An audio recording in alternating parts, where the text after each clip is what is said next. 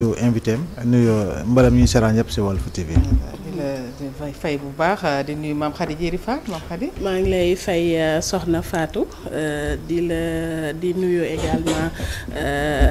kile di Abdoulaye Mbow di nuyu également Seydina Omar. ni nga xeer yi mu ne saa. dégg naa ko nee naa ko tey nga ba ñu dugg foofu moo xam na man xam naa. bàyyi ma baal ko. dafa mel ni yéen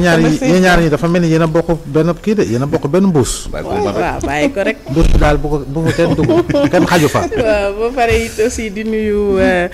suñu invité di docteur Sarr Fatou comme ni nga ko xamee. octobre rose mën naa ne tey mooy bés bu mujj bi. moo taxoon nag ñu consacré ko. ngir wax ci li nga xam ne ni moo di cancer du sein ak it du col de l'utérus moo tax tey ñu invité koo xam ne ni cancérologue la xelam màcc bu baax a baax ci wàllu wële ngir ñu daal di ci mën a am waxtaan bu yaar. moom sax dañuy dalal Mame Khady sa invité docteur Ousseynou Sarr ñu ngi lay nuyu di la ziar docteur. ñu leen di fay yéen Mame Khady ak ñi nekk ci plateau bi yëpp di leen wax bonjour. Merci beaucoup voilà noonu la ñuy ñëwee ci rubrique santé.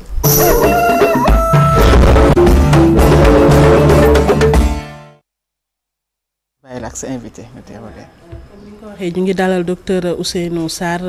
nekk médecin oncologue radiothérapeute foofule ca hôpital Dalal Jàmm ñu fas yéene waxtaanee li nga xam ne ni moo di cancer du sein ak du col de l'utérus alors tey jii nii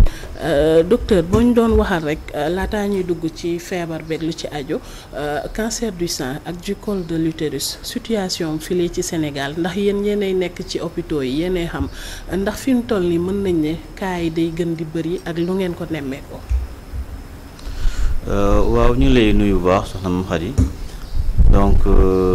boo gisee ñuy wax octobre rose cancer du sein moo tax ñu di ko wax donc comme cancer du col de l'utérus moo nekk premier cancer au Sénégal moo tax ñuy defaree en même temps ñaari cancer du sein ak cancer du col donc ñaari cancer yooyu ñooy cancer yi gën a fréquent fii Sénégal donc il représente 40% de tous les cancers. Et booy xool cancer du sein par exemple mi ngi toll ci ay 1800 et quelques cas par an au Sénégal. Cancer du col mi ngi ci 2000 et quelques cas mais xam nañ ne loolu bon peut-être fii quelques années di nga gis ne cancer du sein moo nar a gën a ëpp cancer du col loolu li ko waral mooy que cancer du col moom benn doomu jàngoro moo ko joxe bu ñu wax benn virus. te léegi gis nañ ne léegi ñi ngi commencé def vaccination ci yenn xale jigéen yi nit ñi aussi ñi ngi dépisté bu baax a baax te cancer la boo xam ne gaawul ñëw trop. Comparé ak sein bi nga xamante ni moom c'est un cancer peut-être boo xam ne dafa lié ak hormones yi donc loolu du denc ci doomu aadama donc mu nekk ay chiffres yoo xam ne presque Sénégal chaque année dinañ am ay 12000 cancers ci 12000 yooyu li ci xaw a catastrophique mooy que 75% malades yi ñuy recevoir dañuy ñëw à un stade très avancé boo xam ne presque maladie bi tas na ci yaram bi te ci 12000 yooyu chaque année dañ ci perte 8000 donc 12000 nouveaux 8000 perdu ci année bi donc loolu dafa bari donc boo gisee loolu moo tax nit ñi di organiser li ñuy wax ay campagne de dépistage ak de sensibilisation pour que nit ñi di teel a ñëw hôpital parce que nit ñi plus ñuy teel a ñëw hôpital plus ñuy gën a am ay survie yoo xam ne dina ëpp 90% dans les plus de 5 ans te loolu c'est possible ak dépistage yi c'est possible ak diagnostic précoce yi c'est possible ak traitement yi bu fekkee ne commencé nañ ko précocement. d'accord tey jii nii ndax mën nga ñu expliquer lan mooy cancer du sein ak lan mooy cancer du col de l'utérus. waaw cancer yëpp booy xool ñoo bokk même mën nañu wax même physiopathologie en tout cas bokk benn cellule li gën a tuuti ci doomu aadama mooy cellule boobu day dem. buy judd par exemple dañ koy wax ne jour sàngam ngay juddu te jour sàngam ngay génn àdduna léegi am na cellules yoo xam ne dañuy dem ba jëmmi jamono dañuy bañ a suivre rythme boobu su ko defee cellule bi day continuer di dund fekk waroon na dee bu yàgg su ko defee nag système immunitaire bi moom day identifier cellules yooyu di leen éliminer mais bu ci rëcc rek mën na joxe cancer donc mooy tax yaramu doomu aadama organe boo ci gis en tout cas suuf boo ci gis mën na am cancer cancer bu nekk ci cerveau bu nekk ci poumon bi wala foie bi wala même cancer du sang sax am na donc mu nekk loo xamante ni système fait dysfonctionnement la ñuy wax système immunitaire bi. wala boog dysfonctionnement cellulaire la boo xam ne day nekk ci biir yaram doomu aadama. moo koy faral mais lu ni mel dañuy naan li ci bëri ci jigéen ñi lañ koy gis surtout li nga xam ne nii moo di cancer du sein dafa mel ne lu muy dal góor ñi bëriwul de rare cas yi lay. waaw booy xool pourcentage yi mooy 99% jigéen ñi lay dal 1% yi góor ñi lay dal. donc presque sa pratique nga def pratique bu pare. te li ngay gis ci góor ñu am cancer du sein peut-être du mat 10. donc cancer boo xam ne dafa lié ak hormones yi moo tax ci jigéen ñi la gën a bari que ci góor yi grande mammaire aussi grande mammaire bu jigéen bi moo gën a développé que bu góor bi moo tax ci jigéen ñi la gën a. moo tax sax souvent ñu koy woowee cancer féminin souvent dañuy wax lu ni mel ci lan mooy facteur de risque yi lan moo mën a indi tey jii nii d'abord ci cancer du sein. waaw en fait cancer du sein dafa am ñaari volet ci facteur risque yi am na facteur risque yoo xam ne c'est intrinsèque yoo xam ne nit ki mënu ko changer am na yoo xam ne c'est extrinsèque moo xam loo xam ne nit ki mën na ko changer mën na boobu décider ne facteur boobu dootul nekk facteur ci moom. bu ñu jëlee ci facteur intrinsèque yi. âge ci la bokk plus nit ki di jël âge plus muy gën a am risque pour am cancer du sein. wala boog nga nekk puberté précoce am na ñoo xam ne seen puberté bi dañ koy am à l'âge de 10 ans wala 12 ans. ñooñu ñoo ëpp risque ñi nga xamante ni dañoo am puberté ay à l'âge de 17 ans wala 16 ans donc aussi ménopause tardive aussi am na ñoo xam ne dañuy dem ba 55 ans di gis règle ñooñu ñoo ëpp risque pour am cancer du sein ci même facteur endogène yooyu aussi nit ki ci boppam bokk ci famille boo xam ne dañoo am ay cancer du sein mën na yokk risque bi de 20 fois wala 30 fois wala nit ki nekk ci famille boo xam ne dañoo am ay problèmes génétiques ay mutations génétiques booy xool am na yenn artistes comme ay Angelina Jolie ñoom seen famille dañoo am ay mutations yoo xam ne mooy tax ñuy def cancer du sein moo tax moom dafa dindi ñaari sein yi par exemple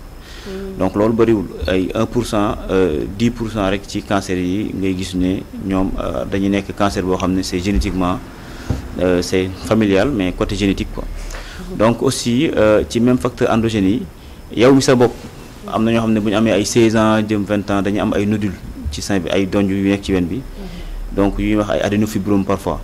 kooku bu nekkee demee ba nekk mag moo ëpp risque pour am cancer du sein que ki nga xamante ni wen bi amul dara donc wala nga nekk li ñuy wax famille am na famille yoo xamante ni famille juif yoo xamante ni comme juif ashkénazi ñoom seen ñi bokk ci famille boobu dañuy am par exemple ay cancer du sein lu bëri loolu moom c'est voilà. Qu'est-ce qu'il explique? Bon ay mutation la ay mutation génétique la yu nekk ci seen biir ñoom te comme juif yi en général dañuy sëy entre ñoom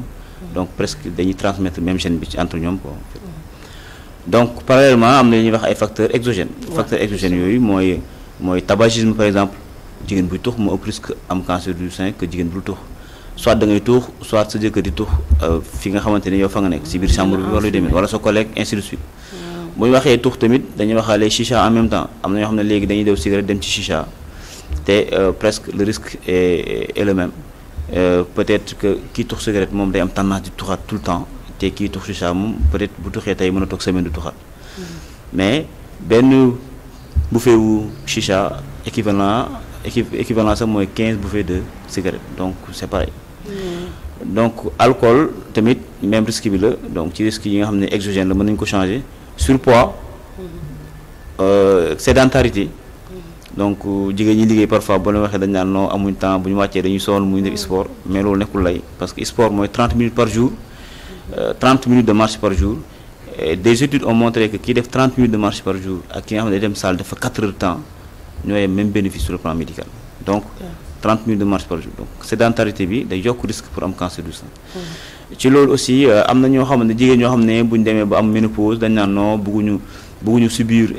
effet secondaire ménopause bi donc dañuy jël ay traitement hormonal benn traitement hormonal substitutif loolu pour yokk par exemple fait continuer di gis ay règles donc loolu da ngay yokk yow sa ménopause bi da nga koy gën a retarder donc da ngay dugg ci risque wu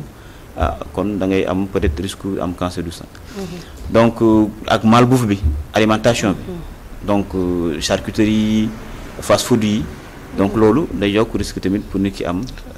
li nga xam ne mooy cancer du sein. ci côté vêtements yi par exemple comme les femmes soutien-gorge yu ñuy takk parfois muy serré et tout ça ndax yooyu mën na bokk ci facteur de risque yi wala c'est pas encore prouvé.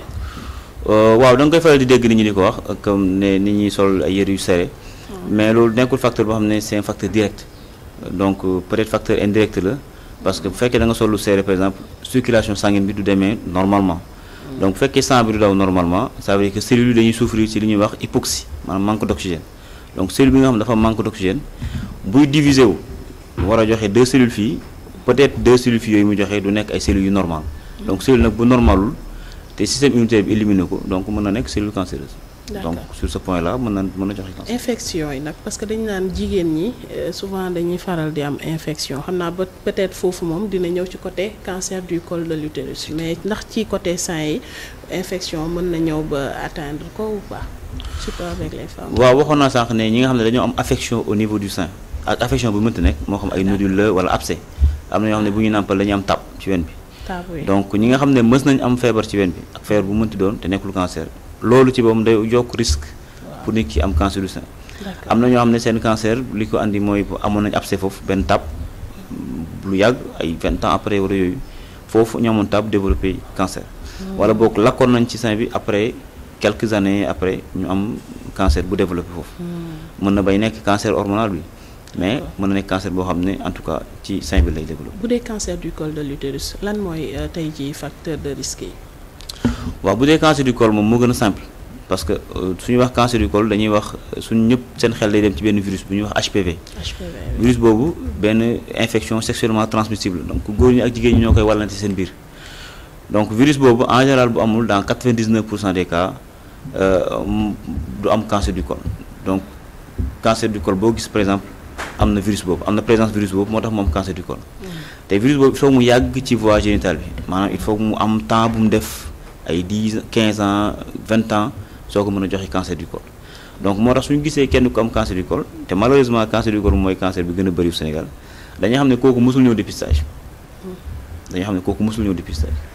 wala boobu peut-être dépisté na ci koo xam ne xamul woon moom lu mu am mais pour quelqu'un boo xamante ni il est averti en tout cas un personnel de santé mënul passer à côté si ñi nga xam ne ñoom ñooy annoncé ne nit ki boo moytul mën na am cancer du col parce que virus boobu bu nekkee ci buntu njurukaay bi dafa am ay jeexital yu mu ci def dafay mën nañu wax ne pour nit ñi comprendre peut-être day xoos cellules yi nga xam ne ñoo nekk ci buntu njurukaay bi def ci couleur bu weex bu fekkee da nga ci def acide donc yooyu noonu boo ko gisee te gis loolu sax taxul nit ki am cancer nit ki mën na ko am te du am cancer mais en tout cas ñi am cancer yëpp dinañ am loolu donc di nga xam ne lii nekk na fi nga mën a def ay prélèvement mën a def yenn analyse yi pour xool ba xam est-ce que réellement loolu ay lésions précancéreuses la wala nekkul ay lésions précancéreuses su ko defee nga traité ko te bu ñu la defee dépistage lésion précancéreuse bi dañ koy faj ci kaw table bi en 30 secondes gratuitement amul frais amul dara. d'accord loolu voilà. d'accord muy loo xamante ne bi souvent dañ koy wax mais bëgg naa nga leeral ñu si ndax ci côté cancer du col de l'utérus dañ naan mag ñi lay gën a jàpp ndax da ngeen ciy gis cas yoo xam ne jeunes yi da leen di jàpp ba ci sax ñoo xam ne àggaguñ ci âge puberté. non cancer du col moom mosuñu ko gis ci koo xam ne àggagul âge de puberté. cancer du sein mën na nekk. Je me rappelle en 2021 su ma jumul en France amoon na xale bu amoon 13 ans bu ñëwoon am benn boule bon médecin bi renvoyé ko parce que da ne ko woon âge bi du âge du cancer peut-être da nga am rek benn nodule mais après on s'est rendu compte que moom dafa amoon cancer du sein mais fii au Sénégal am nañ ñu am 20 ans di am cancer du sein wala ay 22 ans 23 ans jëm ko mais cancer du col le plus souvent comme ni ma ko waxee comme virus bi il faut que mu nekk fa donc il faut nit ki commencer activité sexuelle d'abord ba pare virus bi am benn temps bu mu fay def minimum 10 ans. 10 ans donc sooy xool nit ñi bu fekk dañoo commencé ay activités sexuelles yi peut-être à 20 ans mën nañu wax ne au-delà de 30 ans la ñuy xool. moo tax booy xool dans les recommandations internationales nga xamante ni moom la ñuy appliquer. en France par exemple nit ki bu amee 25 ans la ñu ko defal premier dépistage par un frottis parce que foofu dañuy supposer que ne xale jigéen ñi ngi commencé rapport sexuel ay 14 ans 15 ans donc 10 ans après la ñuy xool est-ce que réellement. virus bi mi ngi commencé def ay jeexital ci buntu njurukaay bi ou pas donc mën nañu wax ne boo commencé peut-être 10 ans après entre 5 ans 10 ans ngay dem xool ñu commencé di xool buntu njurukaay bi. donc nekkul cancer boo xam ne day dal ay xale le plus souvent mais à partir de 30 ans jëm kaw donc raison pour laquelle nit ki bu sëy ba am 3 ans fii Sénégal dañuy wax ne mën na commencé ñëw di def ay dépistage. mais laata dépistage bi ndax am na ay signaux yoo xam ne mën na la alerter nga daal di dem. waaw bon cancer yi booy xool cancer yi yëpp amul signe yoo xam ne moo koy annoncé par exemple sooy xool du métti virus boobu boo koy contacter par exemple du métti bul yi aussi yi nekk ci ween bi suy ñëw en général du métti moo tax nit ñi duñ teel ñu hôpital moo tax booy xool nee naa la 7 malades sur 10 yu ñu recevoir day ñëw à un stade avancé parce que malade feebar cancer méttiwul cancer bu demee le plus souvent bay métti mooy ça veut dire que dafa nekk stade bu très avancé quoi donc loolu il faut nit ñi bàyyi si xel que ne bul yi bu ñëwee ci ween bi du métti parfois nit day ñëw hôpital ne la waa sama ween bi day métti en général dañu koy rassuré ne ko waa kon baax na comme day métti wala nit ki ñëw cancer du col bu ñëwee ba am ay saignement c'est parce que cancer bi dafa avancé mais li ma lay wax ne lésion yi muy def ci col bi pendant ay 5 ans 10 ans loolu du métti amul signe amul bopp bi métti amul fièvre amul tey sama ndig bi di amul dara donc nit ñi moo tax dañoo war a gën a dem ci dépistage donc loolu mooy en tout cas moyen de prévention bi gën a sûr pour le moment. d'accord mais ci facteur de risque yu cancer du col ndax tamit yenn saay utilisation wu yenn serviette hygiénique yi mën na ko indi ndax tamit hygiène intime ñàkk hygiène intime tamit mën na ko indi. waaw en fait serviette hygiénique yi moom après dañuy dem xool lan moo ci nekk exactement parce que serviette hygiénique bi ngay teg ci kaw. duggul ci biir normalement bu fekkee serviette hygiénique simple la warul am benn impact en tout cas ci li nga xam ne mooy xew ci biir butu njurukaay bi. léegi nag hygiène corporelle léegi bon gis nañ ne femmes yi nga xam ne dañuy am ay infections vaginales à répétition ñooñu ëpp risque pour def cancer du col que ñi ko dul am donc raison pour laquelle nit ki bu am infection da ko war a traiter normalement mais femmes yi léegi ñoom ñooy andi seen bopp infection mooy que dañuy gis femme boo xam ne salle de bain am na saforel am na yeneen yi yoo xam ne tudd façon ak ay pour ay bain de siège lu ne donc ñooñu le plus souvent ñoom jàpp ne moom la ñuy def pour neexal seen sëy. waaw wala boog pour set am na ñoo xam ne jàpp nañ ne chaque semaine dañoo war def benn bain intime te loolu en fait organe génitalu jigéen jarul bain intime am na benn liquide buy génnee ci au niveau de l'utérus boo xam ne mooy nettoyer vagin bi 24 heures sur 24 liquide bi am nay protéines am na ay antibiotiques yu ci nekk am na tout benn liquide la boo xam ne comme ndox te dafa xaw a diis un peu gluant donc booy def toilette intime lu bari yow liquide boobu ngay éliminer donc yow yaa andi sa bopp infection moo tax ñi nga gis ñu dàq raxasu ci jigéen ñoom ñoo ëpp infection ci jigéen. kon ndox rek la ñu war a utiliser. ndox rek la ñu war a utiliser amul lenn boo demee nag ba am infection médecin bindal la ay peut-être yooyu ay saforel wala leneen donc nga utiliser ko boo paree nga bàyyi mais waroo ko utiliser tout le temps wala boo nga wut benn rythme boo xam ne ci ngay wax ne man chaque semaine damay def toilette intime non. foofu dafa set naturellement. bu tilimee rek sa loxo bi moo gën a tilim foofu. donc ñu fay duggal seen loxo ñoom ñoo fay yokk ay tilim. li nga wax mën naa ko seede parfois nga utiliser yooyu ba mu ëpp sa bopp attention ça lay indi irritation. dafa lay andi irritation waaw parce que day voilà donc liquide boobu nekk fa war a def protection bi lay éliminer. su ko éliminer donc da ngay am sécheresse irritation. donc booy def rapport day métti infection daf lay yomb. te bu la infection yombee mooy que col bi dañ koy gën a fragiliser HPV day gën a am doole. parce que virus bi joxe cancer du col amul doole. moom moo tax mu yéex pour mën a def effet yi donc infection bu mënti am rek da koy gën a may doole pour moom mu def li bëgg a def. d'accord pour terminer rek nga ñëw tuuti rek ci diagnostic bi ak prise en charge bi comment ça se passe ici au Sénégal par rapport ak ñaari cancer yi. waaw en fait diagnostic bi le plus souvent malade yi ñuy am dañuy ñëw à un stade le plus souvent malade yi ñuy am dañuy ñëw à un stade de ñoom ñu gisal seen bopp boule bi. loolu nag moom baax na baaxul parce que moo tax sax ñuy wax dépistage parce que normalement à partir de 40 ans dañoo war a def mammographie tous les 2 ans jigéen bu xas a am 40 ans da ngay def tous les 2 ans à partir de 25 ans nag ci ngay def autopalpation mooy nga palper sa bopp sein yi donc 3 parties yooyu la mooy da ngay palper sa bopp sein yi chaque mois une semaine après les règles chaque année nga dem si waat sa sage-femme bi wala sa gynéco bi wala médecin boo xam ne en tout cas cancérologue koo xam ne moom xam na loolu mu defal l'examen des seins annuel et à partir de 40 ans ngay def mammographie tous les 2 ans ñett yooyu moom warul benn bi def ñaari warul tax nga bàyyi benn bi wala def benn bi tax nga bàyyi ñaari dañuy def ñett yëpp donc autopalpation mooy ngay làmb wen bi chaque année nga dem ci médecin bi wala ci spécialiste bi chaque 2 ans à partir de 40 ans nga def li nga xam ne mooy mammographie donc loolu mooy côté diagnostic ak prise en charge du cancer du sein bon sooy xool moyens thérapeutiques yi am ci àdduna bi presque am na fi donc lii problème bi mooy maladie dañuy yéex a ñëw hôpital donc ay malade stade 3 la ñu am wala stade 4 métastatique te malade bi lu muy gën a yéex a ñëw hôpital par exemple fii Sénégal gis nañ ne sur presque 80% malades yi ñuy am soo jëlee 100 malades sur 5 ans 13 malades kese moo ci des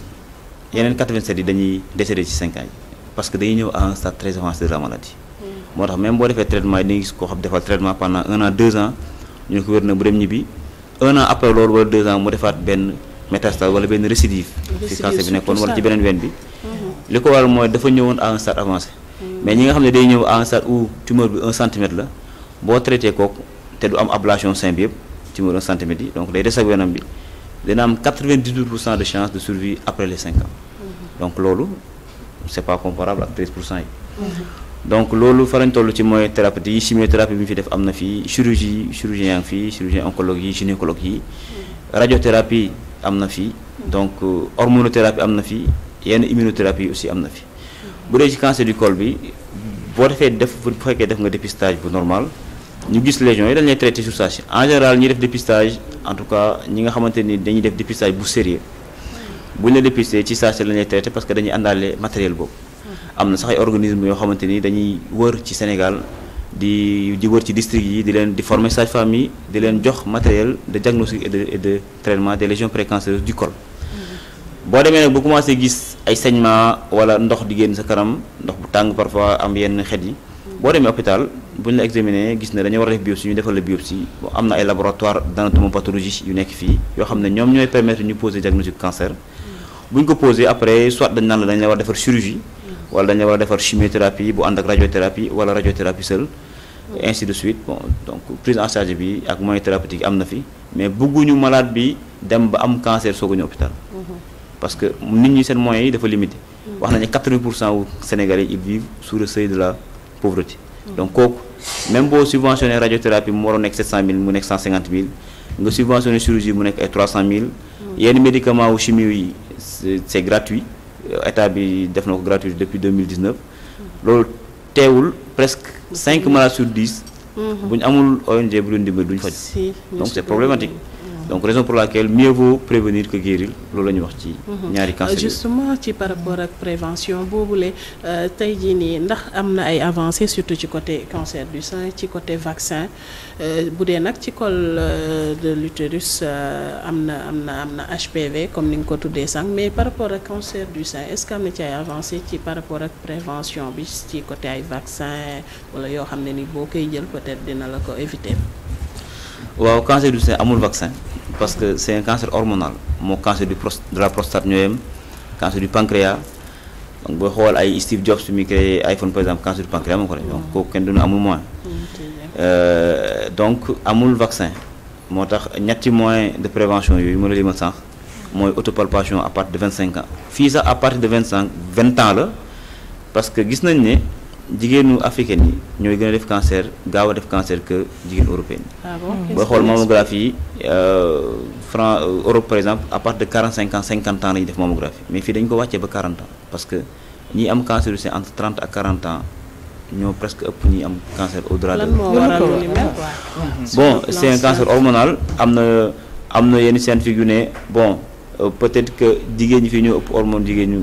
tubaab bi am na ñuy avancé loolu mais ba léegi defaguñ ay suñuy étude épidémiologique yoo xamante ni c'est local maanaam épidémiologie bi ñu utiliser wàllum cancer dañ ko importer européens ñoo ko def donc ñoom seen population lañu étudier wax ne il faut faire la mammographie à partir de 45 ans wala 50 ans il faut se dépister à partir de telle date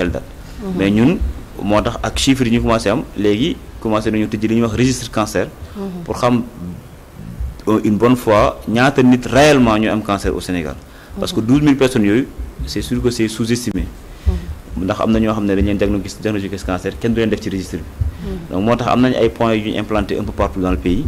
pour xam réellement nombre de personnes yi am cancer au Sénégal ak ban âge lañ am fan lañ dëkk en moyenne bon bonne situation familiale lañ nekk ou pas su ko defee pour xam yow sa profil maladie yi lan ak lan la pour soo ko mën a xam réellement yow bon est-ce que da ngay am cancer plus vite que les autres wala boog est-ce que dañ ko doon sous-diagnostiqué wala déet am na loo xam ne peut-être temps bi kii nañu mais faaw ñu laaj la ko muy xam nga jamono day dox on a vu que ni léegi maintenant ñun suñu lépp digital les machines les portables et autres lu ni mel ndax bokk na ci facteur de risque yi ci cancer yi surtout en tant que là c'est ki nga xam ne nii mooy cancérologue bi laay waxal de façon générale ndax yu ñu mel bokk na si yi nga xam ne mooy gën a favoriser léegi cancer yi di bëri suñu utilisation téléphone machine yi tout ce qui est en rapport ak électronique ak électrique. Bon xam nga téléphone yi dafa am champ magnétique bu ci nekk donc champ magnétique yi day interférer ak ADN bi ADN nekk ci biir cellule yi ADN mooy élément bi nga xam ne moom mooy moo gën a tuuti presque ci cellule bi mooy tax cellule bi buy diviser wu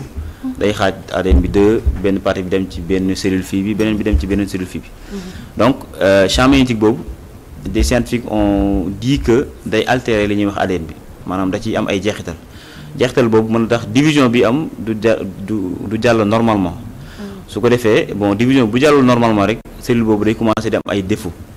yooyu bu ko accumuler waat ko donc à force nga exposé wu ci champ magnétique boobu peut-être mën na dem ba andil la cancer ci lieu bi nga xamante ni en tout cas fa la champ magnétique bi di agir donc moo tax booy xool dañuy wax ne nelaw la nga war a jël sa téléphone nga teg à côté nga bañ a teg sa téléphone sa biir par exemple sa poche ak ainsi de suite parce que ay champ magnétique la yoo xamante ni vraiment day interagir ak ADN bi.